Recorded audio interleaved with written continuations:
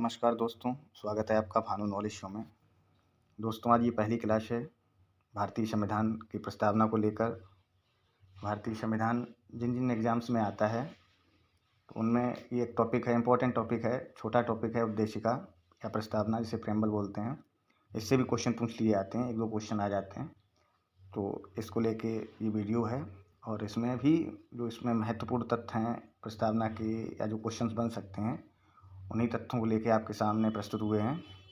तो वीडियो पूरा देखें, अंत तक देखें, ज़्यादा बड़ा वीडियो नहीं बनाएंगे। और अब रेगुलर आपकी क्लास आएगी जीएस की, कॉन्स्टिट्यूशन से, सिविक्स से, इकोनॉमिक्स से, जो भी सब्जेक्ट्स हैं, साइंस, हिस्ट्री, उन सारे सब्जेक्ट्स की क्लास कोशिश करेंगे डेली दें। और व्यस्तता ज़्यादा है तो अगर कभी गैप भी हो जाए, लेकिन क्लासेस आएंगी, सारी आएंगी आपका। और सभी एग्ज़ाम्स के लिए महत्वपूर्ण है ये बेसिक बिल्कुल हम आपको लेके चल रहे हैं और इम्पोर्टेंट जो निचोड़ है वो। तो चलिए क्लास शुरू करते हैं। सबसे पहले प्रस्तावना को पढ़ेंगे। क्या है प्रस्तावना ये जानते हैं, देखते हैं क्या है। देखो, हम भारत के लोग भारत को एक संपूर्ण प्रभुत्व संपन्न समाजवादी पंथनिरपेक्ष लोकतंत्रात्मक गणराज्य बनाने के लिए तथा समस्त नागरिकों को सामाजिक, आर्थिक और राजनीतिक न्याय, विचार, अभिव्यक्ति, विश्वास, धर्म की स्वतंत्रता, प्रतिष्ठा और अवसर की समता प्राप्त करने के लिए तथा उन सब में व्यक्ति की गरिमा और राष्ट्र की एकता और अखंडता सुनिश्चित करने वाली बंधुता बढ़ाने के लिए दृढ़ संकल्प होकर अपनी इस संविधान सभा में आज तारीख 26 नवंबर 1949 ईस्वी मितमार्ग शीर्ष शुल्क सप्तमी संवत 2006 विक्रमी को एतद् द्वारा इस संविधान को अंगीकृत, अधिनियमित और आत्मार्पित करते हैं। ये तो रही हमारी प्रस्तावना संविधान की। और संविधान की प्रस्तावना से ही हमारे संविधान का स्वरूप कैसा है ये सिद्ध होता है। हमारे संविधान का उद्देश्य क्या, अंदर क्या है, किसी चीज़ की परिभाषा से उसका पता लग जाता है।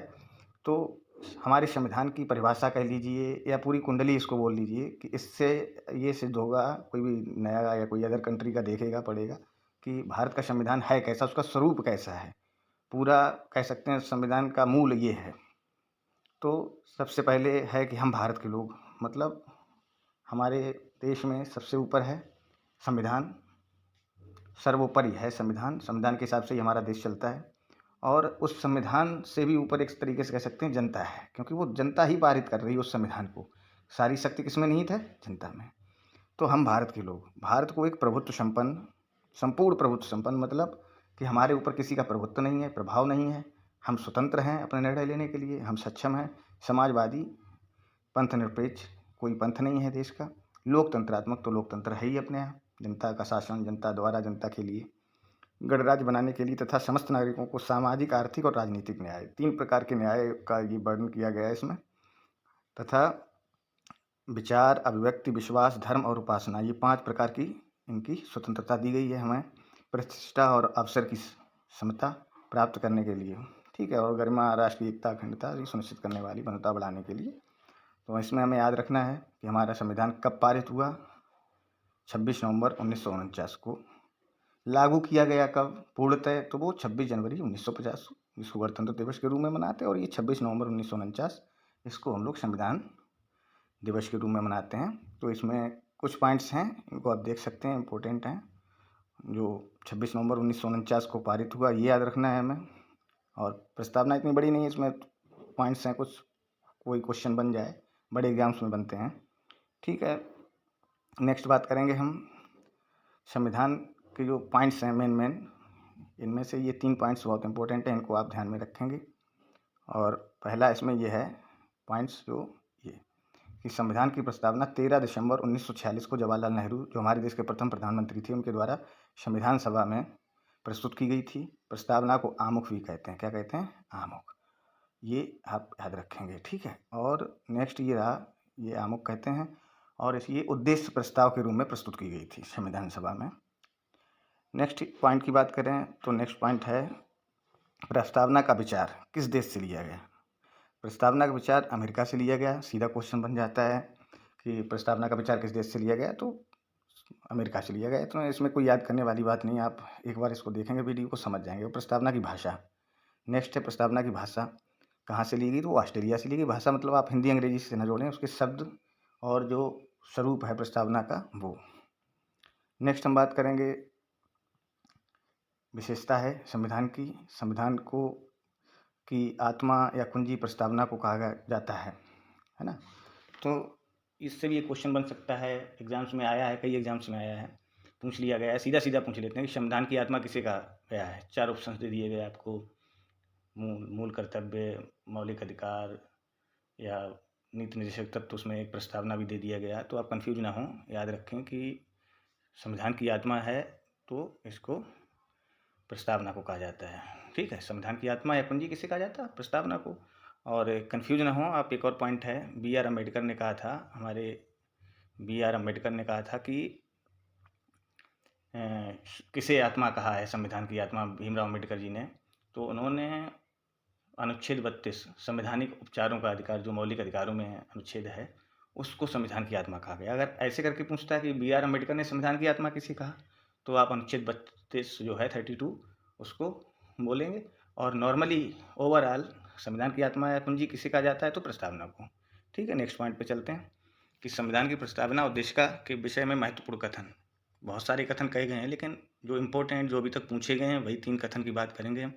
और वो कथन है, पहला कथन है के एम मुंशी द्वारा।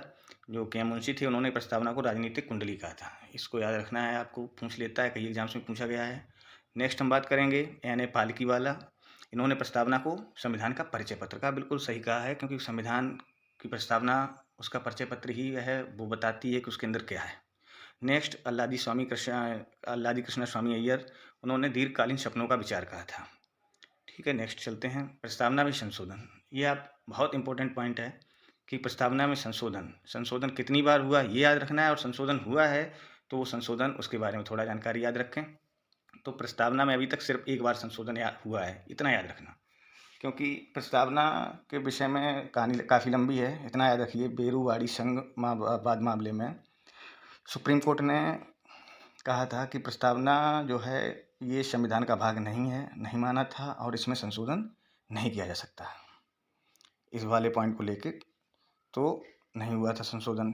ठीक है, उसके बाद केशवानंद भारती बनाम केरल राज्य 1973 में जो केस था, मामला था, उस मामले में जिसमें मतलब मूल ढांचे का सिद्धांत दिया था, बहुत फेमस है, इसको याद होना चाहिए अगर आप कॉन्स्टिट्यूशन पढ़ते हैं। तो केशवानंद भारती मामले में सुप्रीम कोर्ट ने कहा था, ये माना कि संविधान की जो प्रस्तावना है वो संविधान का भाग है और इसमें संशोधन किया जा सकता है। तो सेकंड पॉइंट, पहली चीज़ आपको याद रखनी है, फर्स्ट चीज़ है कि संविधान में संशोधन हुआ है प्रस्तावना में, वो भी एक बार हुआ है अभी तक। सीधा पूछ लेता है एग्जाम्स में कि संविधान की प्रस्तावना में अभी तक या उद्देशिका में कितनी बार संशोधन हुआ, और ऑप्शन दे देगा 4, 6, 2, 1। तो आपको ये याद रखना है। नेक्स्ट है कि एक बार हुआ है तो उसमें क्या संशोधन हुआ। ये 42वें संविधान संशोधन अधिनियम 1976 द्वारा 1976 में जो हुआ था, और उसमें प्रस्तावना में संशोधन ये किया गया कि इसमें 3 शब्द जोड़े गए। 3 शब्द कौन कौन से? एक तो समाजवाद, ये याद रखना है आपको, पंथनिरपेक्ष, अखंडता, ये 3 शब्द जोड़े गए थे। तो दोस्तों, आपको वीडियो कैसा लगा? छोटा वीडियो बनाएंगे और ठोस जो बिल्कुल टॉपिक है, यूट्यूब पे बहुत सारे वीडियो होंगे, आप देख लीजिएगा, उनसे कंपैरिजन कर लीजिएगा। जो मेन टॉपिक हैं, फालतू का टाइम वेस्ट आपका भी नहीं करना है, उन्हीं पे वीडियो लाएंगे। वीडियो आपको अच्छा लगा हो तो लाइक करिए, कमेंट करिए, शेयर करिए और चैनल को सब्सक्राइब करें। Thank you so much.